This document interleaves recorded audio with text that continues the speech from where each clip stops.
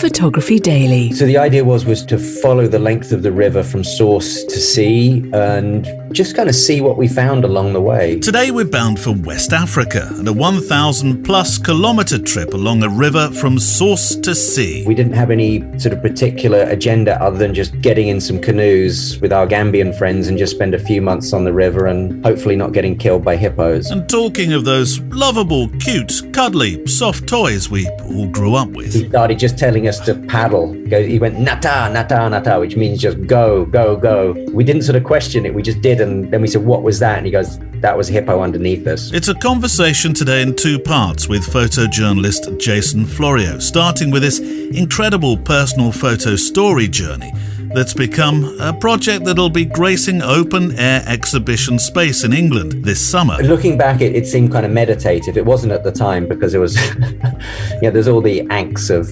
paddling and, figuring out where we were going to stop for the night and where we're going to get our water from and all those types of things. And we'll talk about funding your adventures, how such photo trips and stories can actually pay for themselves. But we also did what we'd done before and basically do pre-sales of prints, and that was our kind of modus as we'd used a couple of years before when we did a project to walk around the entire Gambia. And then in the second part today, we learn about moving to Africa to be a local photographer on the ground. I love New York, and New York's my sort of spiritual home. As much as I'm an Englishman, I'm definitely an Englishman in New York. But we thought, you know what, this is too much of a fight. It just felt like we were sort of treading water and we just needed a radical change. We discuss how Jason with his wife Helen found themselves living in a country where journalists and photojournalists had to tread carefully. There was a number of local journalists that disappeared. There was media houses that were burned down. There was a lot of restrictions on journalists. So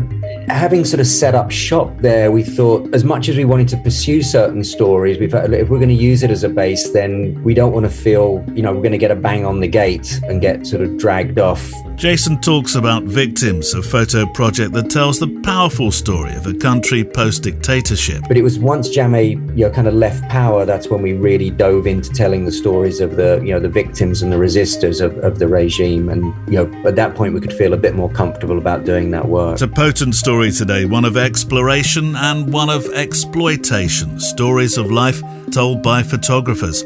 And today that photographer is Jason Florio. It was brazen. That was what was happening in this little country that is supposedly sort of a tourist paradise. People were sort of sat on the beaches, drinking their cheap beer and enjoying the sunshine. But behind the scenes, there was a real sort of shattered underbelly to the country. Patron of the day today is David Tanner, whose Instagram is @allensinthelandscape, and I'll link to that on the show page. Clearly, David, summer has arrived. Hurrah! And I can see it in the contrasty pictures showing clear and deep skies, vibrant colours and a floral carpet spreading across the beautiful county of Northumberland in northeast England. Your photographic playground, that's what I'm going to call it. Good to see too that you've linked your profile to an Etsy page, which is something I've been talking to fellow photographers about who have strong bodies of landscape work that can certainly sell online. I know it's early days for you with that, but all power to your elbow, or shutter finger, as is probably more appropriate. From the price of one high street coffee per month, patrons are so important to helping maintain a future for this podcast. To thank them and you, all patrons get to hear the extra more editions, which on Thursdays include my photographic diary essay and also the new book club, which you can hear on the very easy to download Patreon app, which you can hear the more episodes on, be a part of the wonderful community. Plus there's the benefit of broadcasting your website, projects or Instagram to thousands of photographers in our Patron of the Day mentions, and meet once a month too on Zoom. We're also supported by MPB.com, who help you buy, sell and trade used camera gear in the US, the UK and Europe. And here's 2 reasons why you can trust them for your picture making. 1, peace of mind when you're buying in the form of a guarantee. And 2, money in your bank quickly when you sell. So if you want to buy, sell or trade used gear and be part of the ever-important circular economy, MPB.com is a great place to do business. Right. Let's talk adventure, shall we? Actually, before I do that, let me mention something I've partnered with on the show, which is Photo Swindon. You'll be hearing a fair few mentions of this prior to its official launch on the 1st of July. For the next 3 and a bit months, we're proud to partner for the first time a photographic event, and that's an outdoor exhibition in the south of England called Photo Swindon, featuring 3 international photographers, Martin Parr, Jason Florio and Sanna de Wilde. Now, don't worry, if you are not based in the UK, we'll be linking through today's show notes to their works and the event, but if you are in the UK and travel distance is not an issue, this exhibition, curated by photographer Jennifer Berry, will feature a collection of works with a shared title, In Sync, Natures of Togetherness, which deals with a world that's coming together now after 15 months of being isolated. It's about how togetherness has always really been here, even though we've been locked down. And I'm mentioning this today as the preparation for the event and the printing, etc., is ramping up, and I want to start the interest rolling, and that's what today's episode is about, in part too.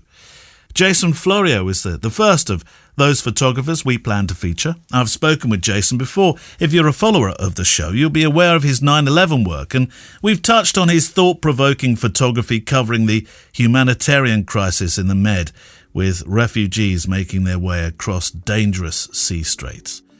Today, 2 stories, both with human interest. The first with a connection to Photo Swindon, where we talk about an expedition he took with his wife and business partner, Helen Jones Florio, along the River Gambia, or Gambia River, which sounds beautifully romantic and exotic in equal measure, but doesn't come without its wildlife challenges, as you're about to find out. But I thought you might be interested equally to learn about how you can go about organising a photo adventure that may fund itself in a far-flung country. And then in part 2 of our conversation, we discuss moving to Africa, living initially under a regime that essentially, didn't encourage open documentary work or journalism, or indeed anybody who might want to talk about uncomfortable truths in a country where at the time almost half those living were doing so in poverty. And we elaborate on a project that Jason and Helen are producing to tell the stories of victims across 2 decades of a dictatorship, living cheek by jowl with beautiful sunshine resorts where visitors were often unaware of what was happening outside of their complex walls in a country which has the motto, progress, peace and prosperity.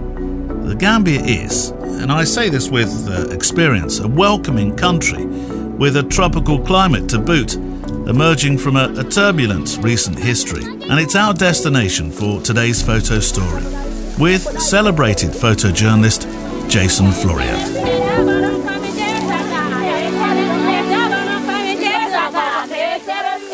Jason, I'm going to start with Photo Swindon, which we've now been talking about as we're a partner. It's a UK exhibition, so there's always a fear I could alienate a far wider international audience, but we talk about photography, and this is about that. So I think it still has interest for anyone in, say New Zealand's surfing mecca of Raglan. And to be honest, Jason, you're not exactly local either, in that you divide your time between London, the Med and the Gambia. So how on earth did you get involved? That's a good question, actually. We were approached by Jennifer Berry, who's the kind of the master brain behind Photo Swindon, and she approached us. She'd seen some work that we'd done. I think she'd seen the Med work, and then we'd sort of talked about different projects that might fit Photo Swindon, and we presented a few different bodies of work, and one of them was the River Gambia work, which was about the expedition we made along the length of River Gambia a few years ago. Yeah, and that seem to fit the bill, so that's what we're going to be presenting at Photo Swindon. It is that work. So I wonder what that work might be, because the theme, whilst recognising isolation, is equally about finding, quote, natures of togetherness, isn't it? When I first saw the brief, I was reading the word isolation, when actually this really is a celebration of togetherness out of that isolated period that many of us have simply had to endure against our nature. So this River Gambia expedition seemed the perfect fit then, Jason, although I think from our conversations you did have another possibility. Yeah, the first body of work that we were going to go with was actually a project I did on commuting in Mumbai. Right.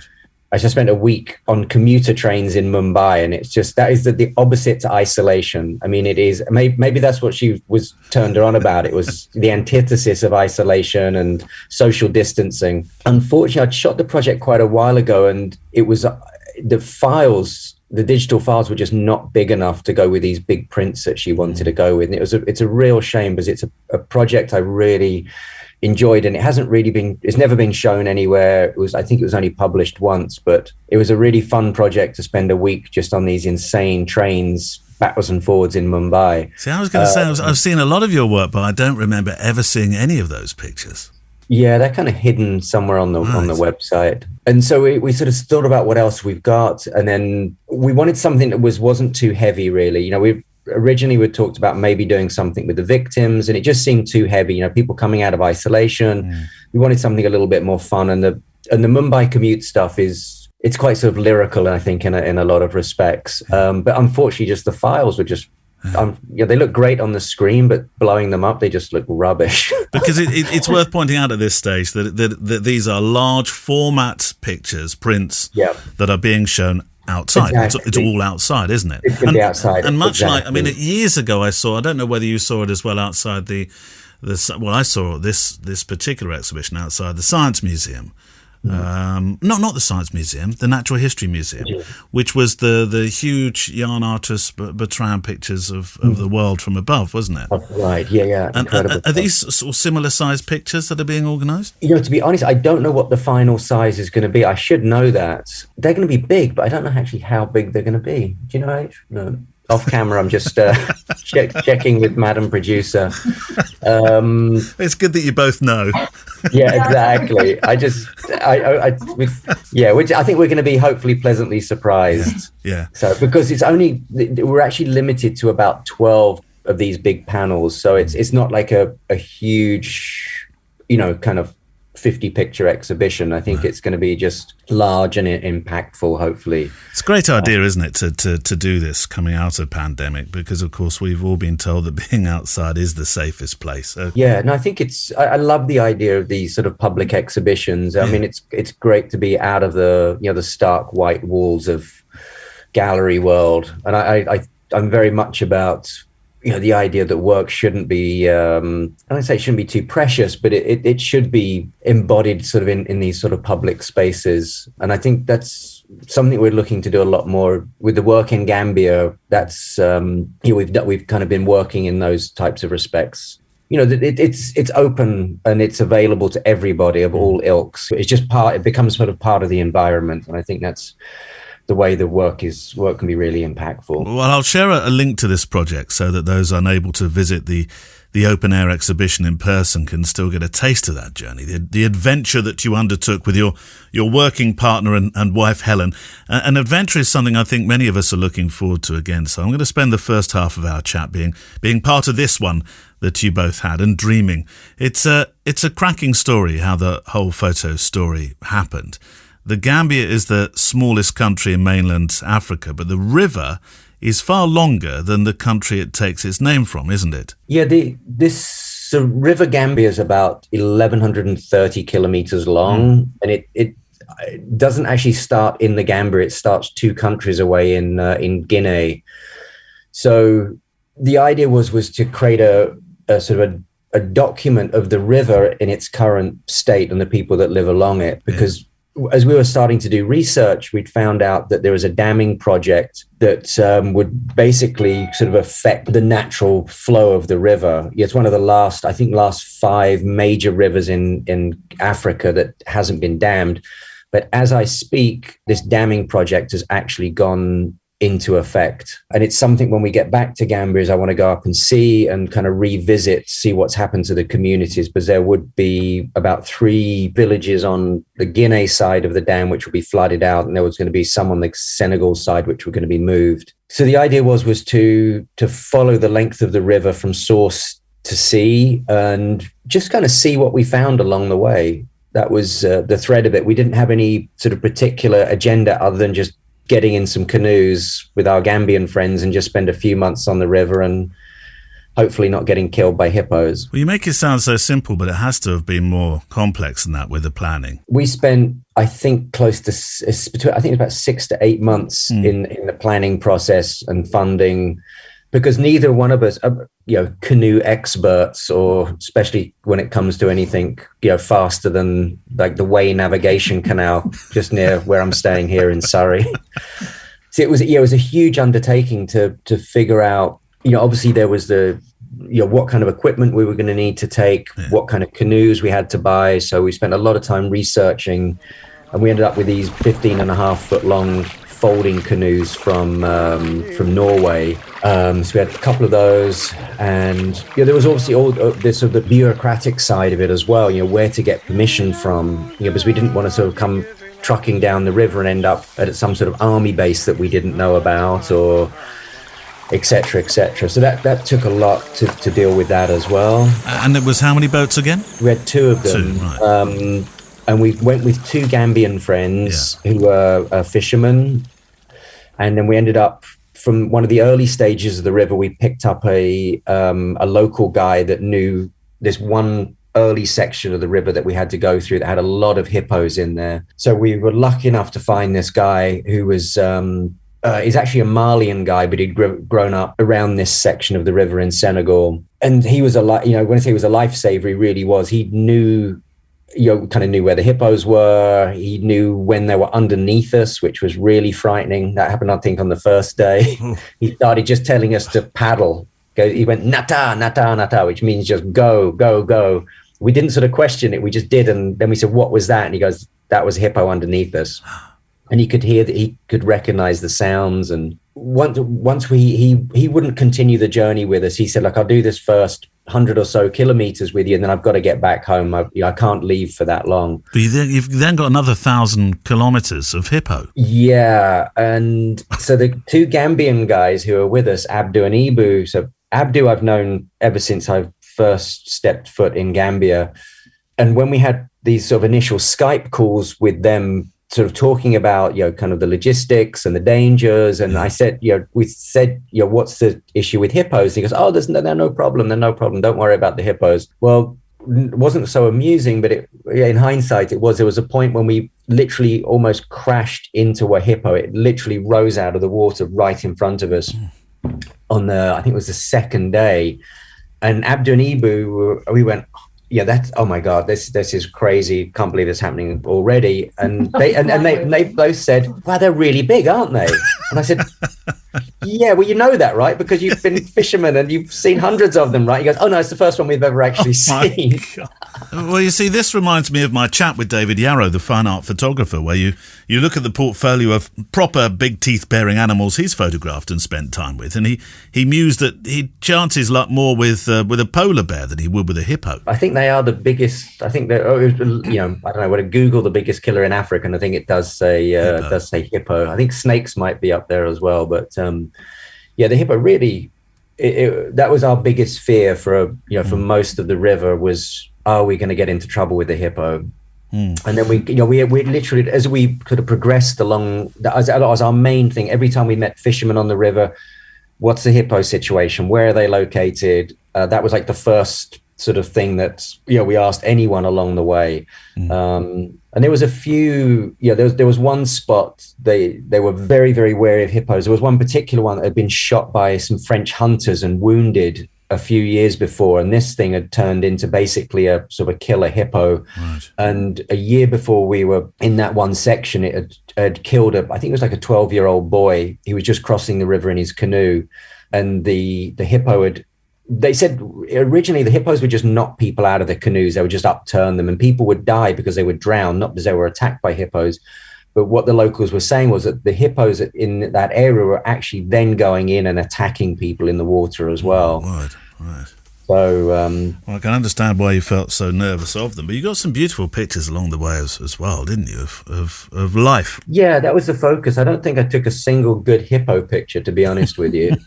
I'm not like David. I think David's a phenomenal, wildlife photographer. He'd be looking for the hippos. You were looking for what was on each side, really. Exactly, probably swimming out into the middle of the river. But no, we avoided them like shellfish, as they they say. But yeah, I think that it was, the journey, going by river, it's very sort of slow. It's generally fairly peaceful. And I think the pictures kind of reflect that. There was no sort of epic action. It was just the kind of the gentle pace of spending, close to 1,000 kilometers just paddling along the river and just seeing, it felt very, looking back, it seemed kind of meditative. It wasn't at the time because it was, there's all the angst of paddling and, figuring out where we were going to stop for the night and where we're going to get our water from and all those types of things. But I'm intrigued, and I'm sure somebody may have picked up on this as you started the conversation with the fact that you spent quite a lot of time obviously planning and finding out how you're going to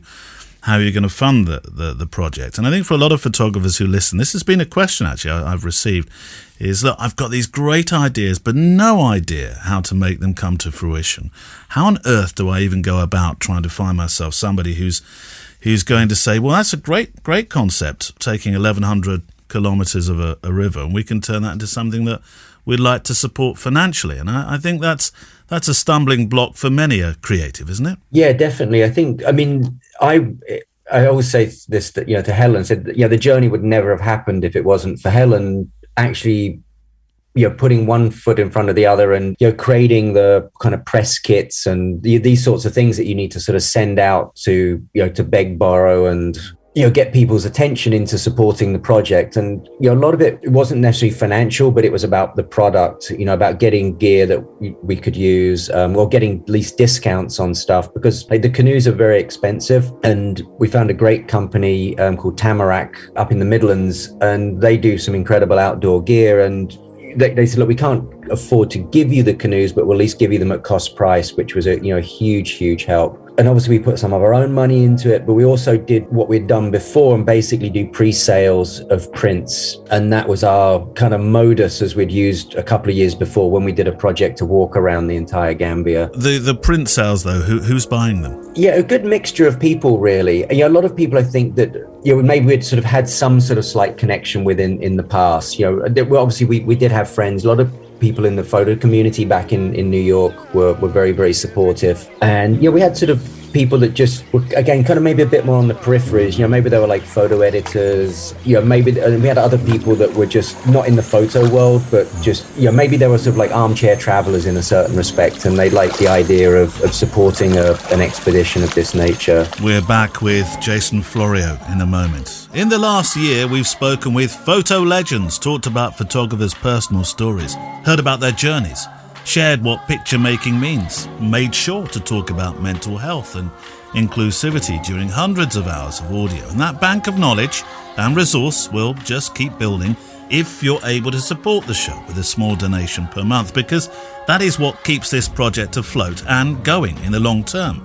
Some patrons donate the cost of a coffee, some coffee and cake, and others the cost of a couple of rolls of HP5, my favourite film stock, per month. And because I value those that show their passion for this project, I make sure to write and present a weekly Thursday members-only diary show and book club. We meet together once a month for a Zoom photo challenge, and I post films and pictures that have inspired me along the way. You can join our club and support the show by going to photographydaily.show and clicking the Patreon page. And once you've done that, it's easy to hear the additional stuff through a new app on your phone or on the desktop. But most importantly, you're supporting the creative world and becoming part of our community. Right, back to Jason Florio, part 2, in which the story starts to darken. Let's move on to talk about your photographic work in the Gambia generally, because and to do that, really, you probably should tell a sort of very potted history of how you arrived in the Gambia. Knowing full well, I could spend time talking about the other humanitarian stories that we've touched on in the past, or indeed 9/11, which we've talked about at length. But I'm intrigued why in 2013 you thought, I know where we need to live, the Gambia, during a time where life in that country wasn't as peaceful as the holiday brochures would have you believe. Very, very true. Both Helen and I had sort of our history goes back to about 1998 of being in the Gambia. Helen and I had actually met in Gambia, but been traveling there and working there independently.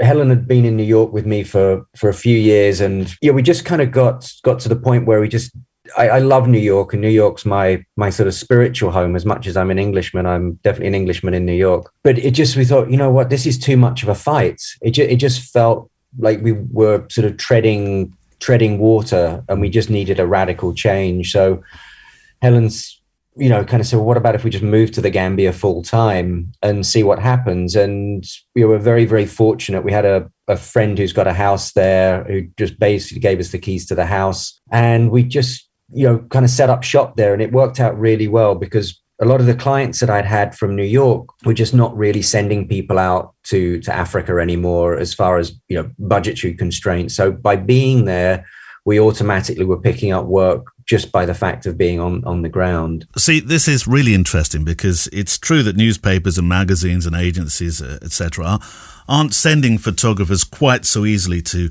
shores distant, but being on the ground on a continent is a game changer, isn't it? Logistically and financially. Yeah, I think if we based ourselves there, then the work would, not saying it would come automatically by any means, but I think just the fact of being sort of close to the stories. And it was quite strange sometimes because I'd get a call to say, okay, I want you to go and do a job in Rwanda. And it was actually quicker for me to fly back up to London and fly down to Rwanda than it was to try and fly from Gambia and figure sort of a network of flights to get across Africa. But I think the clients liked the idea that I was in Africa and, I had experience there, and they didn't have to kind of worry about it too much. But of course, all the time there's this story unfolding on your new doorstep, which involves a leader, Yahya Jammeh, who had been in power for a long time following a coup. It wasn't an easy time to be a photographer or journalist living in this country due to the lack of freedom of the press and the nervousness of anybody who tells humanitarian stories. And you, of course, have been earning the moniker of humanitarian photographer. Did it make it difficult to actually live there? Yeah, Gambia, it's, for 22 years have been ruled by Yahya Jammeh, and he'd become more and more authoritarian, more dictatorial over those years. And there was a number of local journalists that disappeared. There was media houses that were burned down. There was a lot of restrictions on journalists. Basically working under the Jammeh regime was definitely stressful. And that's why we didn't really pursue stories kind of against him as such. I mean, because you just didn't know who you were talking to that would end up, being an informant to Jammeh. So we felt it, like I said, it was safer just to do kind of work that was, it could allude to certain things that were happening in the country, but in general, you couldn't really dive into those stories. But it was once Jammeh, kind of left power, that's when we really dove into telling the stories of the victims and the resistors of the regime. And, at that point, we could feel a bit more comfortable about doing that work. So did you have a plan in mind, really, that this was going to be the project, the moment that you were able to do so? Because in 2016, of course, the elections were looming. He never thought he would lose, but he did. And I know there's a whole political program on that in itself. But at that point, you saw it all beginning to crumble, and inevitably thought, oh, there's something we can do with this now. We really only became aware of what we could do is when we'd gone into Senegal to talk to some of the Gambian journalists who were, I'd say they were hiding out there, but they were using it as somewhat of a safe haven. And that was in the latter part of 2016. So it was before the election. Couple of months before the election, but we specifically went to see the family of a gentleman called Solo Sandeng, who was killed during some protests back in April of 2016. Gambia had almost no protests over 22 years. There was a student protest in 2000 where a number of students were shot and killed. And I don't think there was any other protest until 2016. And finally, people had just had enough. And they went out on a peaceful protest to ask for electoral reform. And the Secret Service just took mainly these were a lot of older people who got dragged off. They were tortured. And the leader, Solo Sandeng, was actually killed in custody. And at that point, the Sandeng family sort of escaped over the border because they felt that they they themselves were going to be targeted next. And so we were able to meet the Sanding family, who were in hiding. They were in a safe house. Yeah, we didn't really know the story that would unfold. I think at that point we did some interviews. We made some photographs of the journalists that were in hiding as such in Gambia, and obviously the Sanding family who were in hiding there. But we didn't realize that a couple of months later, when Jammeh lost the election, and then we thought, okay, now we could pursue and start researching more on the other victims of the regime for the last 22 years. And in a country, though, where it was difficult even following, and even up to today, there are still some who believe he will return. People were reticent initially, I think, to talk, weren't they? Because it was still comparatively difficult to talk because you didn't know who was listening. Very much so. Yeah. The idea of, you had a few close people that you could maybe confide in, that you felt were on the right side. But there was so many informers that, whether it was your taxi drivers or people in hotels. I mean, Jammeh had people everywhere. So it was you couldn't really move forward with these stories. There were journalists, very, very brave journalists who did speak out. There was Data Hydra, who was one of the top journalists in the country, who was assassinated in his car.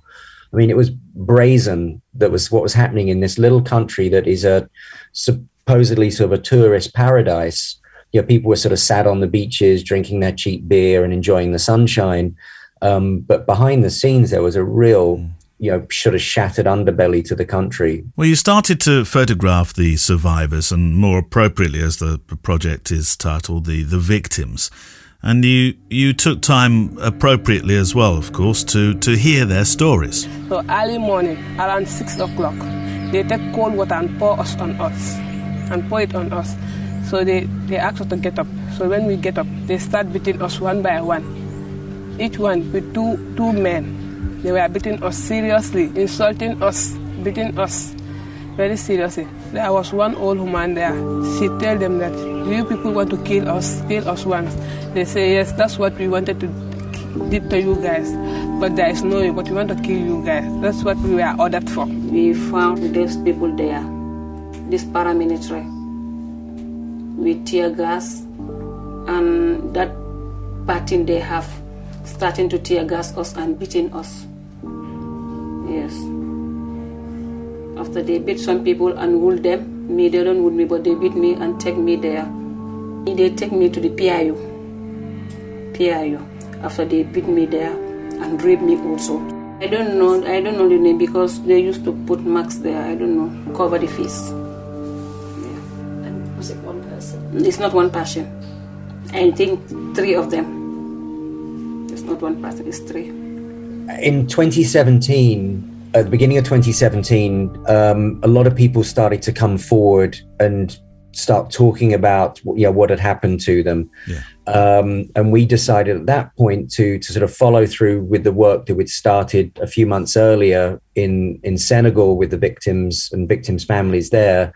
And it just became a sort of something we thought, okay, well, we'll do a few portraits and let's see. But once you started hearing the stories, and we thought, we've got to dive deeper into this. And it just sort of became a snowball effect, really, because one person introduced us to someone else and so on and so on. And then we realized there was so many different types of abuses and human rights violations that, there was obviously things against the journalists, but there was also, more kind of bizarre victims that were, say, from Jammeh had a series of witch trials. When I say witch trials, it was a witch hunt, should I say. And he went around the country, or had people go around the country, grabbing old people who he believed were witches, making them drink a strange concoction called Kubajaro, which was like some sort of hallucinogenic drug. And some people died because of it. A lot of people had sort of very long-term health effects from it. There was also people that were part of they called it the President's Alternative Treatment Program, which was basically to do with HIV/AIDS, where he himself was doing these alternative treatments to cure people supposedly of HIV and AIDS. And obviously there was a lot of people died because they came off their antiretroviral drugs, and he was personally sort of massaging them, giving them all sorts of ointments and different things. But so we met some survivors of that who were were victims of his sort of insane ideas. And how many people have you managed to photograph for this project, for Opus? I think we've done about 120, Wow. which it sounds like a lot. And it also, when we look at how many people are out there, it's also not a lot. But we try to sort of cover as many of the sort of themes as such that have been covered by there's a thing called the Truth, Reconciliation and Reparations Commission, which just closed last week, which was a sort of basically a sort of 2-year investigation into the alleged crimes of Jammeh and the regime. But with those interviews, we've also, most of them we did video interviews as well. So some of them we've got, 1 or 1.5 plus hour interviews with them. So you can only do about 2 of these portraits and interviews a day. I mean, it's quite, and obviously we've got to travel to find the people, but there's a lot more to do. That's the thing. It's like, this project it could just be endless. What's to become of it? How is it going to be used? That's the main focus of the project is it's a sort of a tool of advocacy. So we've been we've done 3 exhibitions with it in the Gambia, because as you were saying earlier, there's a lot of people who are in denial about what happened. Jammeh still has a lot of supporters. There's a lot of people who think the TRRC, this reconciliation process, is a complete fabrication. They think all the people, which are nearly 400 people who've testified, are all lying. So part of this work is to just get these people and their stories into the general public. So we've done that with multiple exhibitions. Through the United Nations, they were able to support us to produce a kind of a small book with about 40 portraits with short caption stories, those have been distributed far and wide around the country. So there's been quite a few thousand of those gone out. And the work will be used to be part of a project they're going to call it the Memory House, which is going to be, I'm not saying it's like a Holocaust museum, but it's in the vein that it's going to be a place that people can come to and learn about the history, so it's not just swept under the carpet. So the work will be in a permanent exhibition there. The work's been traveling in the US as part of Photoville's The Fence, which tours outdoor exhibitions around the US. So it's getting seen by the Gambian diaspora as well as a lot of other people. I do want to ask about your approach as a photographer. These pictures are in the main, if not all, naturally lit. Many are artistically dynamic. They're beautifully made portraits, so the subject matter is anything but, of course. How did you approach this, Jason, thinking that you wanted to portray survivors and victims, maintaining this dignity whilst producing what are very striking portraits? It was a really good test to try and let's how can I put it? I think often we only had, sometimes you're limited to where you can shoot. One of those those are almost limitations we put on ourselves, because we wanted people to feel comfortable. So we always sort of photographed them in an environment, in most cases, that was, maybe a home or like this, like the safe house with the sending family. So again, the setups had to be quite simple, but we wanted to sort of place things in the pictures that kind of nod to their environments. Some of them are holding pictures of the victims, which I didn't want to do it too much because it's a bit of a visual trope that's been used a lot. But I did feel that some of those portraits needed that. You needed to see who the victim themselves were if they were deceased. But we tried to keep them as simple as possible, and I think that was kind of a joy in making them. I didn't want to make them overcomplicated by bringing in sort of lighting rigs and all of that sort of stuff. I wanted them to feel, let's say, as natural as possible, but just allow whatever restrictions I had in the environment that I had to really work with. And that was kind of challenging, especially as you're making multiple portraits. It was how to try and make them a little bit different each time. And it was one of the most challenging projects I've ever done, just because of the numbers involved. It's an extraordinary project, made in such a way that shows compassion whilst uncovering uncomfortable truths. And I'll link to this today in the show notes. Now, what about you and Helen? It's an interesting time for photographers, and in particular photographers like yourself who are used to living out of a suitcase. You've got your home still in the Gambia. You've got this converted workshop I'm talking to you in today in the south of England. You're about to move out altogether from a third location you adopted to cover the Mediterranean refugee crisis in Malta. In fact, you were supposed to be there today, moving out. We are. We were supposed to, yesterday we went to the airport and we were rejected from the flight. They didn't like our COVID certificate. They said there was no...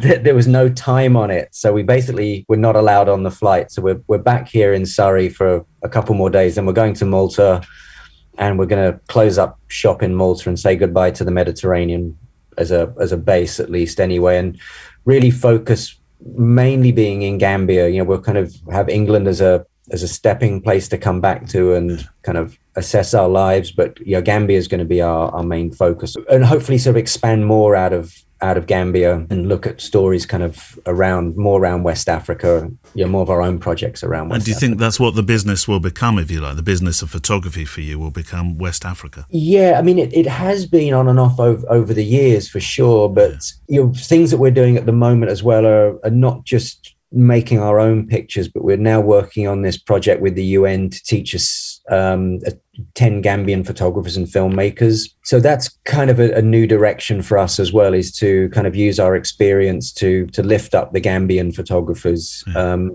Because of the Jammeh regime, any type of documentary photography wasn't I don't think it was even heard of. There was people photographing the naming ceremonies and the weddings and kind of events and that sort of thing. But now there's a young group of photographers that we're working with to get them into looking at photography in different ways, kind of beyond just the usual snapshots, and to think about them, to tell stories in their own country. Stuff that we've been doing, and we're really hoping that they're going to get to sort of the taste for telling stories in their own country. And any more projects such as the River Project, or apart from that, have you got anything at the moment you're thinking, right, that's our next thing, as long as we steer clear of hippos, obviously? Yeah. We really want to try and finish up what we're doing with the victims, and to turn that into whether it's books or something that we kind of get it out more into the greater world as such. So part of that project is actually sort of photographing the locations where a lot of the crimes happen, and so those were actually kind of starting to use as almost like diptychs with the portraits, and then it'll present maybe a sense of place as well. Yeah, that's something we're going to focus on when we get back. And I do want to go back and visit River Gambia again and look what's happened to the communities where the dam has actually now gone into effect. So I think as far as any kind of immediate stories when we get back, that's what we'll definitely be focusing on. My thanks to Jason Florio. And I'm hoping to spend some time in the next year. He says, fingers crossed, let's touch some wood, with both Jason and Helen in Africa, where I'll make my own photo stories and take some warm photo walks. The sun on my back and the Atlantic calling before me. Next week, another former guest and certainly friend of the show, award-winning photojournalist Tom Stoddart, talking about a book I reviewed in last week's book club, Extraordinary Women. And that's it for today. Keep sending your questions, your feedback and photo stories to studio@photographydaily.show so that I can feature you in the new longer mailbag edition of Friday Photo Walk, which this week is coming from South Devon, beautiful southwest England. On that note, remember you can also send in pictures from your own photo walks to appear on the episode's show page online with links to your website or Instagram if you include them. If you haven't yet, join our private Facebook group and follow us on Instagram. Links to all this and our guests and our wonderful supporters on Patreon will be on the Photography Daily show page today. Linked to, as always, in your podcast player app. Music on the show from the incredible artlist.io, and I look forward to photographing with you, hearing from you and talking with you next time. Photography Daily is a Loading Zone production.